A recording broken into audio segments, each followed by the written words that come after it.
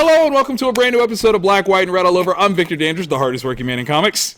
I'm Ryan Seymour, reigning king of Comic Town. Yes, he was not ready. I love it. Absolutely. Start. Absolutely. That's what we do. Ladies and gentlemen, if this is your first time checking us out, make sure you hit that subscribe button, that notification bell, so you get this goodness every week, because what we're about to give you is some of the best non-spoiler, spoiler-free reviews on the entire interwebs. Yeah. That's what we do. We're good at it. Let's go. What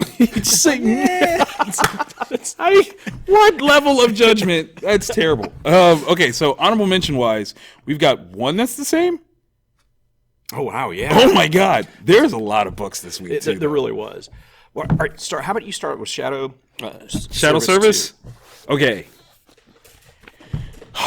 Quirky, funny, super British. Loved it. There we go. Absolutely loved it. It kept all the same energy from the first one. Okay. Is upping the ante in terms of the crazy magic. Yeah. Kookiness. Good.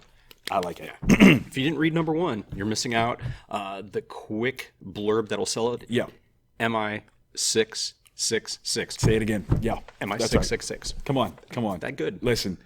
Amazing. The whole energy, the vibe keeps up. It's amazing. Yes. Let's start off. I'm gonna start off with the one that you decided not to go. Yeah. I ran out of time. That's my story. I'm sticking to it. Dark Knight's Death Metal Speed Metal. Okay. This was fun. Josh Williamson wrote it. All right, so we got Williamson is one of the creators. The what I really dig is it's a Flash story, just an unabashed Flash story. It's one that references something that takes place in Flash 762, which is this week also. Okay. And also by Williamson? I believe so. Okay. And so we've got this situation where, Dark Knight's Metal is such a giant epic story that I don't know why it isn't actively taking over the DCU. Like in the past where Marvel has just completely had series switch over to Original Sin or whatever like that. This is the kind of thing that they need to have as just Flash number 763. This is what it is. Because it is really cool. It doesn't have all of the different things thrown at it like the actual core series does, where it's cool idea, but nothing building off it. Right. It's a simple concept, and Williamson builds off it and tells us a really cool one and done story. So. Oh my God. Wait. Yeah. Really? Mm-hmm. Yeah. Oh, that's genius. Yeah. Okay. You know what? I have to agree. I think that, given the time to allow things to breathe, as has been our criticism, I think that's what you're saying this does. Yeah. And, that allows things to live on the page, and it's amazing. Yeah. Do that more. Oh, my gosh. Let's see. Which do I want to talk about next? I'm going to go Wynd number 4. Again, giant size book. Yeah. You get your money's worth with this book. I kid you not. The adventure continues. Tinian the Fourth, Dialanus. We get a new twist, right? Okay. We get another player that appears in this one, and there is seemingly an opportunity for Wynd, especially, to kind of get a win. A little bit of an uptick on his scorecard. So definitely follow this one. Again, only 4 issues in. This is a great read, and each issue is twice the size of any other book, and it's so worth it. It's a great read. Please read it. I want you to. I might even pay you to do it. Maybe. I have a budget of nearly 37 cents. I'll add 3 pennies to it. Boom. That's a solid 40. 40. All right. I saw this one, man. I was curious. This is one on the list of best new comics coming out this autumn. The Autumnal. Once again, Vault Comics is doing amazing stuff. They're a smaller press, and Vault and Boom, which we'll get to here in a second, are working really, really well to help retailers. Yes. So support their stuff, because not only is it good, but they're trying to keep your local comic shop up and running. That's so important, man. Yes. All right. So this, Daniel Krause's writer, Christian, the artist, Jason Ward, the colorist, and then we got Jim Campbell, the letterer. Okay. It's gorgeous. It looks good. Yeah, it really does. It's got a vibe. If you've ever read Witches by Scott Snyder, it has an art style similar to that, but maybe mixed in a little bit with what's the gentleman that works with Bendis, did the run on Daredevil? Michael Gaius, or Alex Maleev. Oh, okay. Alex okay. Maleev. Gotcha. That kind of style mixed in. Gatos, that's... Sorry, Alias. Wrong Bendis title. But yeah, also amazing art. Yeah. And it's a young woman. She is getting out of a really horrible relationship. She is a single mother, and she has found out that her mother has passed away.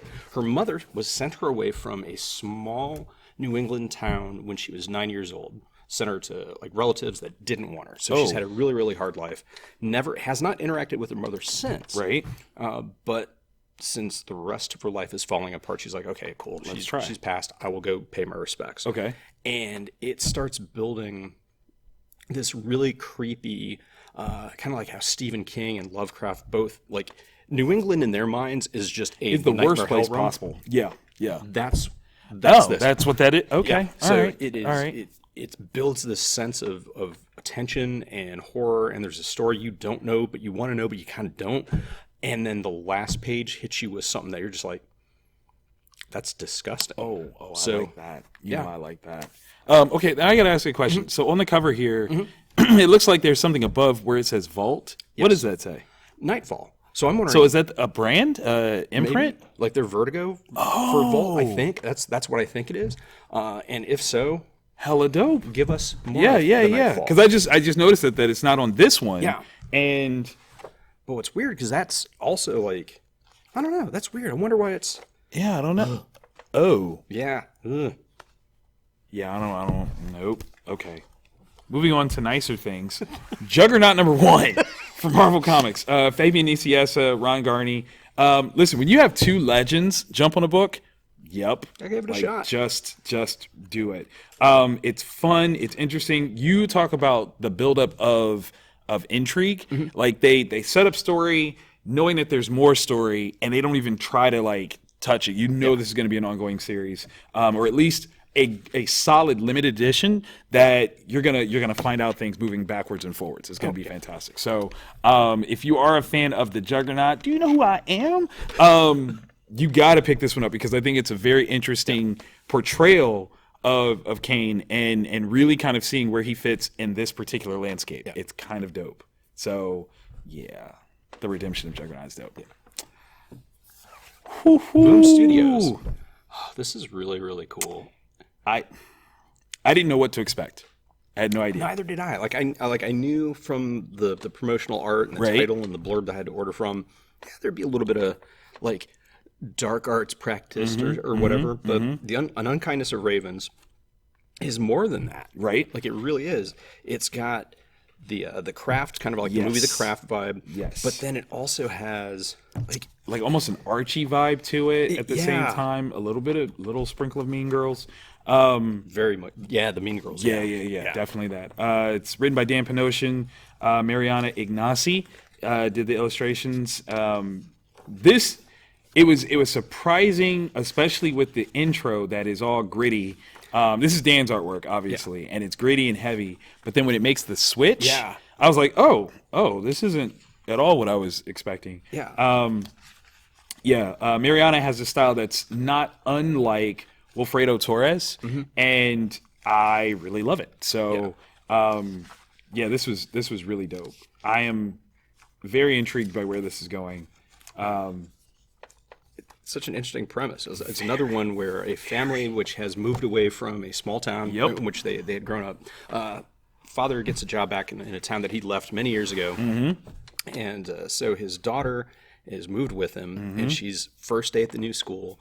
And she finds out that there is a missing student or a student that's gone missing. Right. That looks almost exactly like her. Just like her.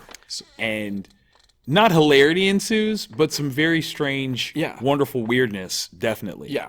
I think the administration should be in trouble. Like, right? What kind of move is that? Right? What kind of move is that? Like, seriously, no, don't do that. It's either a sick joke or did they just run out of and they had no choice? I don't know. But I'd rather not have one if that's the case. That's just me.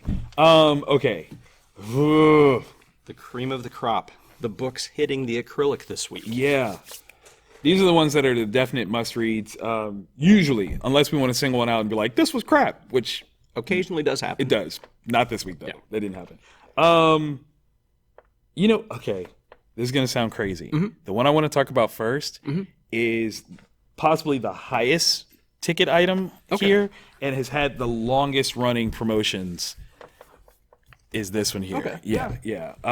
X of Swords, X-Men X of Swords, or 10 of Swords, number 1, part 1 of 22. Oh, that's right. 'Cause there are That's such a bold statement to put on the cover. the only thing frustrating. Okay. As a comic retailer, Yes. this is part 1. Prelude came out last week with X-Men 12. Right. As a retailer, we have already finalized orders up through the first 8 parts of it. Are you I'm serious? dead serious. Oh my God. If you haven't told your retailer that you want all parts of X of Swords, do so fast, because our next, I think 3 or 4 we have to finalize come up on Monday. So let your shop know before ASAP. Monday. Yeah. And once you're done listening to our review of it, you will understand why you need to talk to your shop and say, hook me up with these. ASAP. Okay, so this is a hefty first piece. Okay? $6.99, but I think there's like almost no ads. Yeah. Double sized. Double sized. You get instruction. You get the graphics to kind of set things up. There is a lot here. In fact, I would almost say like we get more information than I expected to get in a first issue. I mean, there's a betrayal. There's some stakes are set up. We see some lines drawn. Some like there are moves that are questioned. All of this I would not have expected to happen in part 1. Yeah. Not at all. So when it comes to getting your money's worth, you do. This one is hefty. Yeah. Definitely hefty. Jonathan Hickman and who all is writing this one? I know it's Hickman and Tini Howard, I think. Is it Tini? Okay. This is oh my God, this is so much. Yeah, Tini Howard. Pepe Larraz. Pepe just killed it. Kills. Like absolutely kills. This is such an amazing, because his style works so perfectly, going from the mass battle scenes of Otherworld, right, and then like the clean, majestic, like throne rooms that and council chambers that are here. It's super dope. I've never cared for Apocalypse in this way. Like, and I'm not saying like I never liked him. No. I'm saying like I care about him. There's a moment. Yeah. There's this moment where you're just like, you aren't just some one-dimensional not at all bad guy. Not at all. And when all of that happened, I was just like, wow. It's funny because like my dad, we used to watch the X-Men cartoon. Shout out to the Lee Waltz because they're amazing. But when the MCU kind of reached its apex with Endgame and all that stuff, he goes, well, is Thanos really that much like sweeter than Apocalypse? And I was like, well, yes, only because Apocalypse really only concerns himself with mutants on Earth, and Thanos is kind of farther reaching than that. Yeah. This might change that conversation. Yeah, because his thought process is more than just... It is way bigger, and the things he's forgotten, we can't even imagine. Yeah. Like, that soliloquy he had. Oh my I was God. just like, right. I mean, he has been around that long. Like, and why wouldn't it? Right. Nobody like he's bothered seen to ask him. because we're too busy like upset with his frame of mind. But that's the other thing is like, look, when you've been around as long as I have, how do you know I'm wrong? Yeah. How do you actually question my wisdom? I have seen things you can't even imagine. Yeah. They don't even exist anymore. Like on a day-to-day basis, like every 100 years or so, there's like a new crop of people that he's like, I have to teach you guys the same lesson. Oh, damn it. Why? Yeah, I never thought about that. Right? Like it makes you so sympathetic to his cause. You go, dang, he's got to tell a whole new crop of people Every all generation over again. he's got to just... Yep. Yeah. Here. No, I inscribed these on stone. Oh, no, I didn't. Okay, that's not me. That's somebody else. Okay. Whatever. Apocalypse is a genius. Okay. Just real quick, though. If you are already an X-Men fan and you've read a bunch of stuff of X-Men, it's amazing. Yes. But it is so, I don't know, grandiose and mythic that if you don't know much about X-Men, you can still jump in because you're just like, these are just like, it's like you're reading mythology. Yes. 100%. The only thing that will be difficult is really understanding the stakes of the relationships of some of the people, but that you can get through more reading. Yeah. And if you go to a place like Comic Town, they got all kinds of books for you to check out. Back issues, trade paperbacks. So you can find out more. All you got to do is ask. Yep. Okay, which one? That's a tough Which one? Because both of them have people getting shot in the face. Oh, yes, they do. Okay. I really don't know which one to go with. Okay. I got it. Let's go this one first because I think we've personally had more build up for this last one. Yeah. Yeah. Okay. Oh my God. From AfterShock Studios.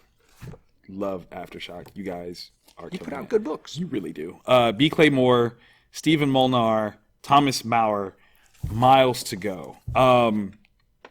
Okay, this has been a preview in a number of AfterShock books, and In just the first 3 pages, which open up with, if you've read any AfterShock book recently, you've probably seen the preview.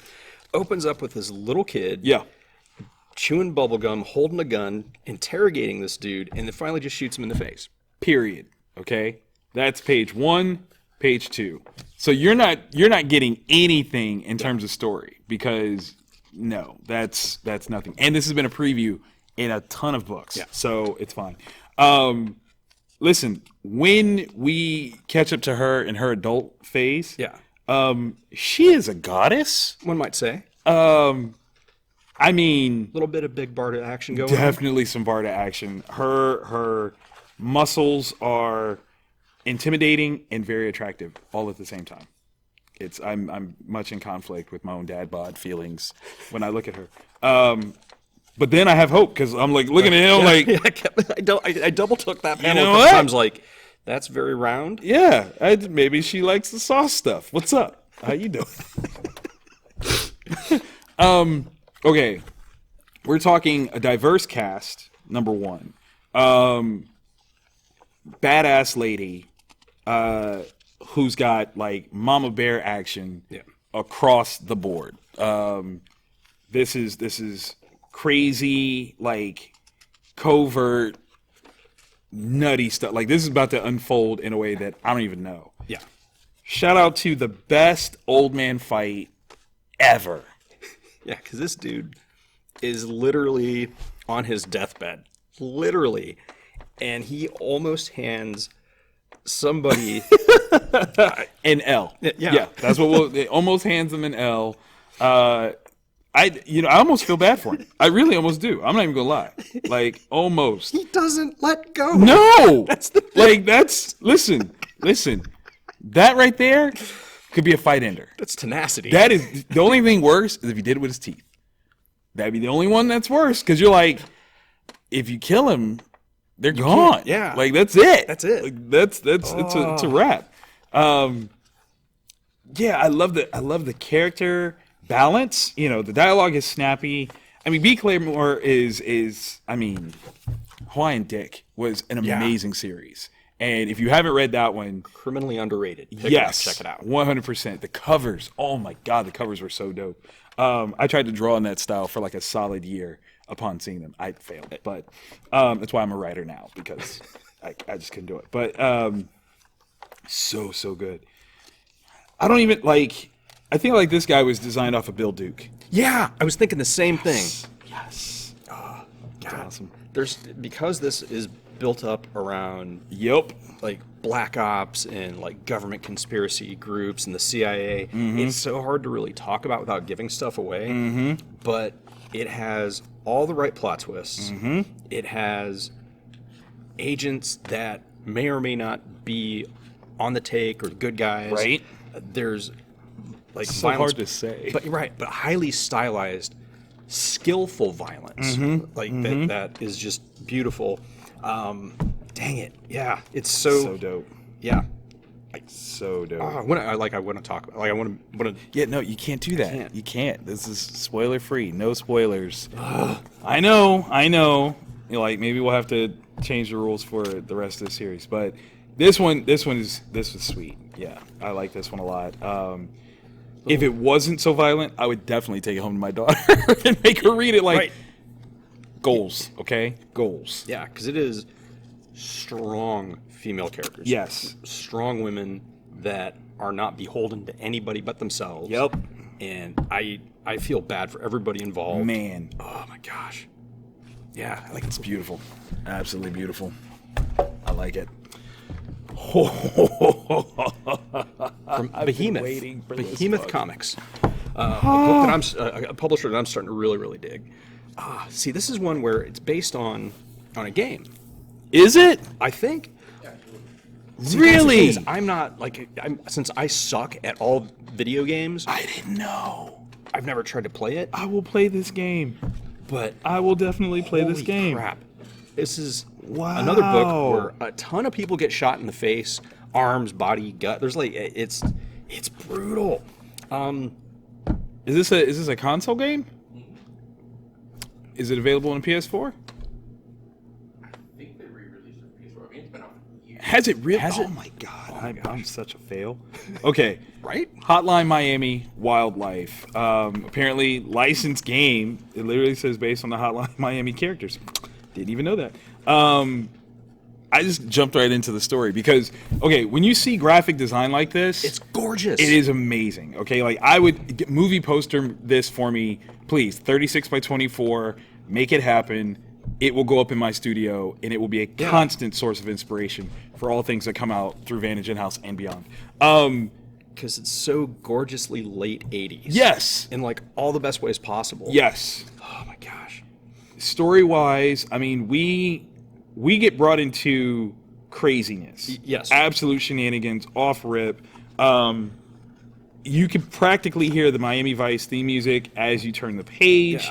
But yeah, again, literally, page 2. Yeah. Shot in the face. Shot in the face. This is a theme this week, okay? Page 2, shot in the face. I think that's what we should call this episode. Right? Miles to go. Shot in the face. Page 2. That's just what it is. Okay. How do we talk about this one? Okay. It's just without spoiling anything. Right. It like opens up with a dude wearing a bunny mask, Right. exactly like on the cover, at a scene of carnage, which probably was him. Yeah. And so we're now told this dude's story, how he gets to this point. Yes. Okay. Wait. So knowing this is based on a video game. Oh my god, I feel so dumb. That makes this little dialogue piece Even that much better. funnier. Right. Yeah. Like, what? Sometimes not knowing makes it way better. Yeah. Because when you find out, you go, oh, Like, yeah, that's because what that is. like those things don't have a future. Love Like, it. Do they? Absolutely love it. Okay, so we're in the glorious, span of time, 1989. We jump back and forth between March and June of '89, and this dude, I mean, he's seemingly on top of the world in a weird sort of way. Yeah. He's wealthy enough that he doesn't have to worry. Right. He's wealthy enough to buy cocaine for everybody he Just wants. like whatever. But he has this thing about Russians.